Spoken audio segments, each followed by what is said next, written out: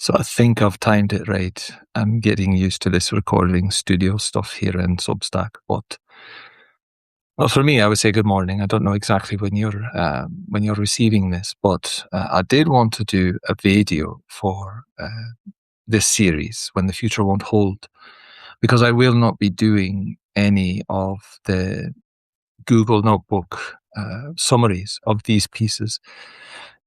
I've kind of explained it in the preface article, but I wanted to talk about it a little bit because I think it's important to kind of frame what's happening, why this kind of dark turn, I guess, in my recent articles and so on. But so I come on today, I spend a few minutes, and from that standpoint, kind of catch you up on what's going on beyond chatting with Kathy and those things, but. There is something I think that happens in the autistic mind and in the Gestalt processing mind where I think the industry, psychiatry calls it passive suicidality and whatnot. So here, I guess, is your trigger warning. This is an active discussion. I'm fine. I'm not. I'm tired. It's the beginning of our spring break, but I am tired and I am a bit burnt out by things and events in the world, and I suspect a lot of people are, especially autistic people. But I've been dealing with a lot in my life and in my profession, counseling students and managing their IEPs and helping them navigate the end of their secondary school and going into a world that is increasingly dangerous. And so I wanted to kind of do some more auto theory where there's not a lot of research about what I'm writing in this series to come when the future won't hold, because it's all psychiatry talking about, how to pull yourself up and stiff upper lip and, get on with life and produce and all of these kinds of things. But I introduce kind of a new script from my professional life, this collapse of futurity, where you cannot see a future and what that means. And you're probably listening to this and thinking, what do you mean you cannot see a future? And so I'll explain it like this. I have 17 and 18-year-olds on my caseload that when they started secondary school 40 years ago, the situation was that you could go to college, you could get financial aid, you could choose from a variety of majors, whatever interested you. You could, if you needed to, borrow money from the government at a fairly decent rate. And then after you graduated, you would have 6 months to find a job, find suitable income, and then payments would start against that loan at a reasonable price. And so that's how these students began. And then slowly and then very quickly, all of that changed. And so what does that do in the mind? What meanings do we make from that? And I know in my writings, I talk a lot about the power threat meaning framework. But in this case, power, the government, has created the threat in our lives. They have changed things. They've changed terms of the deal. And so now there is a new regime at college that begins in the next term. So for my seniors who are graduating now and going off to college, they'll face this new regime. The interest on loans has doubled, now 13%. There is no period of time at which, after you graduate or after you leave college, there's no 6 months and then you pay. As soon as you take out the loan, as soon as it's disbursed into your college to pay for things, 30 days later, you get a bill, right? The college has received the full amount and then you must start paying. So for California State University, the average costs, at retail pricing, that's about $200 a month in your first year. And then in your second year, You add on the next one, and that's so roughly 400. And then in your third year, et cetera, et cetera. So by the time you're in your fourth year, um, you're paying almost $1,000 a month in student loans, and you haven't eaten, you haven't been housed, you haven't done all of these things. So a lot of students are looking at that collapse of futurity. Everything I've been working towards requires a bachelor's degree, but I don't see a path to that because my family's not wealthy. And prices have gotten so ridiculous that there is no part-time job that you can work and have full-time school. So what does that mean? What do I do now? Right. And in California, we have some very good community colleges that can handle the first 2 years. But the first 2 years does not get you a bachelor's degree. So trade schools are there. And so people are changing their lives entirely. A next generation will not be able to borrow their way onto a medical degree or a law degree. So very brilliant children who wanted to be a veterinarian, but their family's not wealthy, will not be, because you cannot work enough to pay off graduate school, because graduate school in and of itself is a full-time job.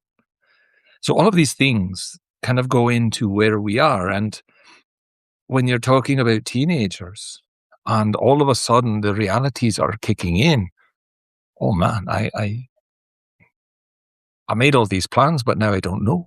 I don't know what's next. I don't know what to do.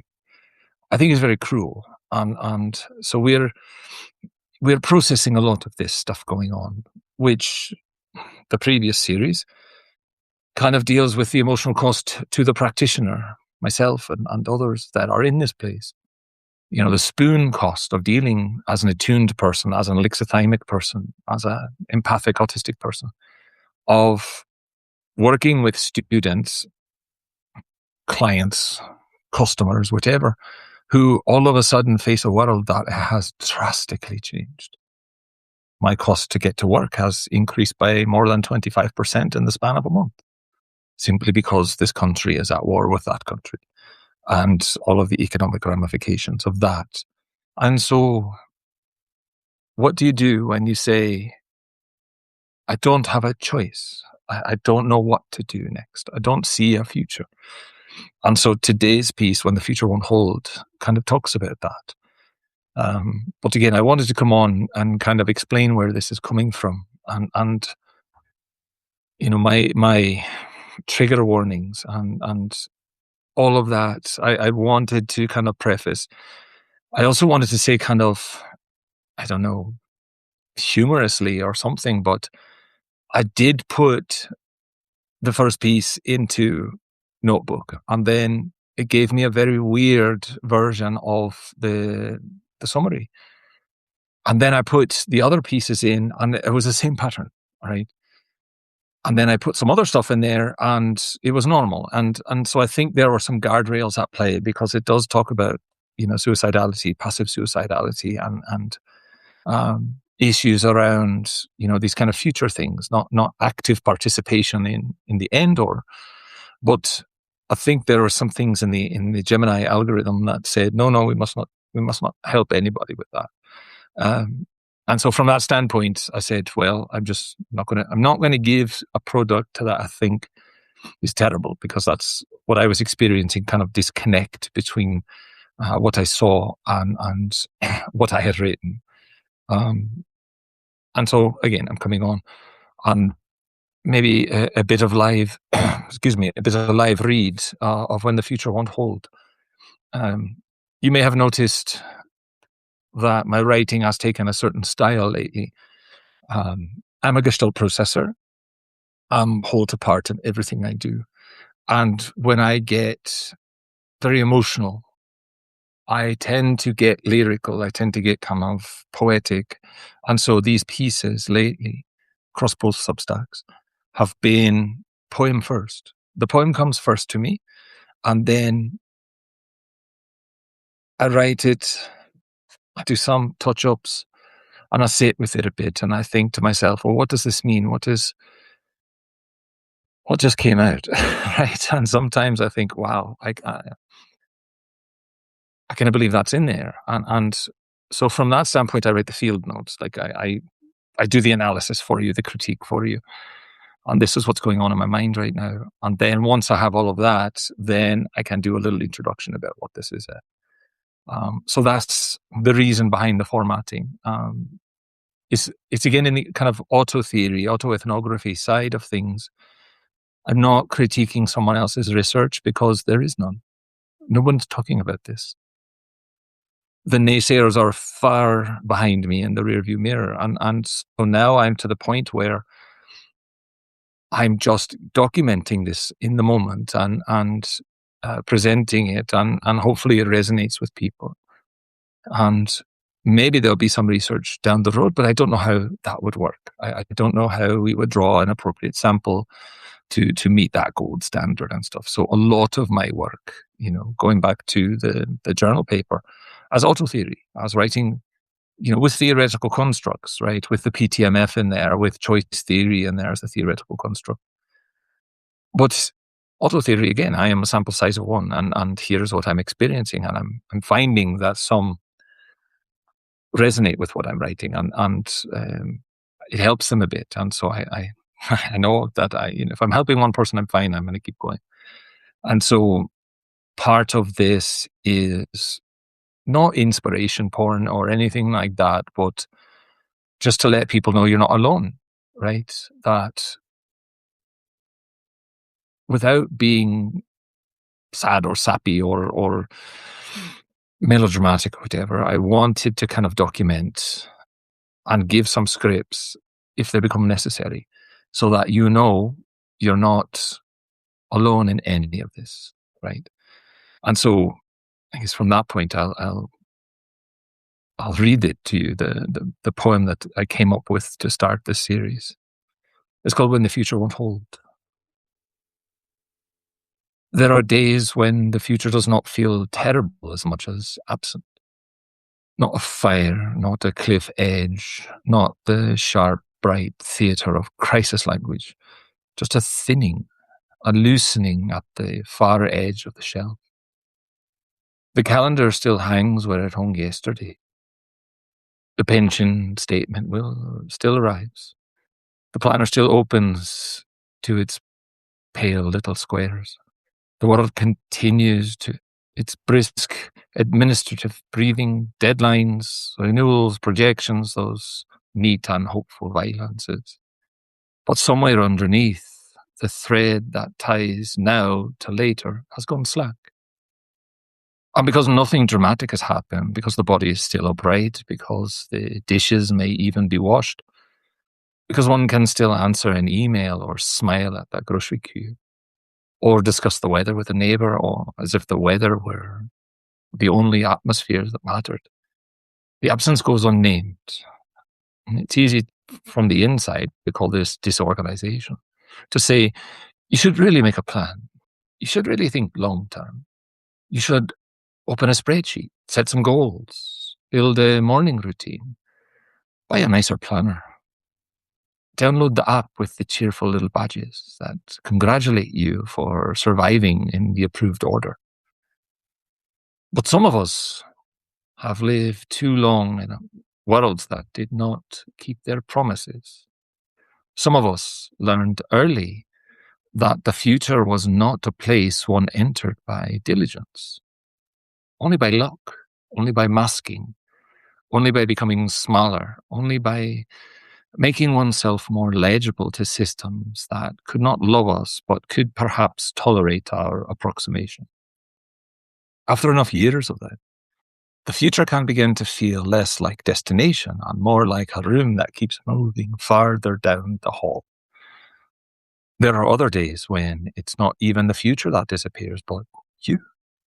Not as death exactly, not always. Sometimes as fog, sometimes as tunnel, sometimes as the animal wish to stop being reachable, to slip sideways out of demand, to become unfindable to calendars, no to inboxes, to institutions, to the 1,000 tiny hands that keep tugging the sleeve of the self and calling it responsibility.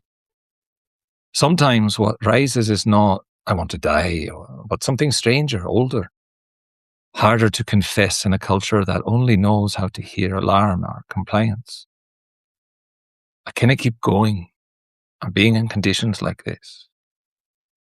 And sometimes, let us be honest enough and gentle enough to say it plain, sometimes the wish leans further, not towards spectacle, not towards declaration, not even toward plan, just towards surrender, toward not waking, toward letting go by not reaching, toward the quiet mathematics of the body too tired to keep arguing with the terms of its own continuum. There is a language for some of this and not enough language for the rest. There are clinical phrases that can open doors and close them. Words that can bring care or panic, witness or surveillance, shelter or capture. There are also older knowledges. The need to vanish for a while, the need to go still, the need to become opaque, the need to be missing without being mourned as lost. Not every disappearance is an ending. Not every ending arrives with warning lights. Not every empty planner is a failure of character. Sometimes it's a smooth place in the dark, a silence where futurehood used to live, a sacred refusal, a temporary unmaking, a nervous system laying down its tools because the cost of building a viable path has exceeded what remains. This begins there, not as certainty, not in diagnostics, not in tidy categories, but in the field, in the places where forward thins, in the moments when the self goes dim, on the soft and frightening edges between withdrawal and surrender, between rest and disappearance, between opacity and oblivion, between not like this and not at all. If you've known these rooms, you may recognize them. If you've not, walk gently. Some of us have had to learn that survival is not always a march toward brightness. Sometimes it's a pause, sometimes a vanishing act. Sometimes the refusal to offer one more polished version of the self to a world that keeps asking for continuity without ever asking what it costs. And sometimes the first mercy is simply this: to speak of those states without immediately turning them into evidence against the one who lives them. So yes, as I take a breath, there is a heaviness that is happening in the world, in my life, professionally. But I'm okay. I am no threat. I'm not in danger on these things. But I do honestly, earnestly believe that these things that will follow, these pieces that will follow, need to be said. They need to be out there, right? None of this is driving anybody anywhere. Nobody is being induced by my words. But if I'm going to be honest, I'm going to be honest and I'm going to say things, right? When I buy a planner and I don't use it, right? Is that the ADHD or is that I don't see a point? I don't see a future, right? When I wish to disappear, what does that mean? Right? As opposed to, like, I don't want to end things. I just don't want them to go on like this. How do we say those things? And so a lot of this is exploring that. You know, I dive in to Chronos and Kairos, right? How does somebody who lives almost entirely in Kairos in their mind exist in Chronos, in the progression of time, in calendar, in appointments, and, you know, returning emails on a prompt time and all that? What happens, right?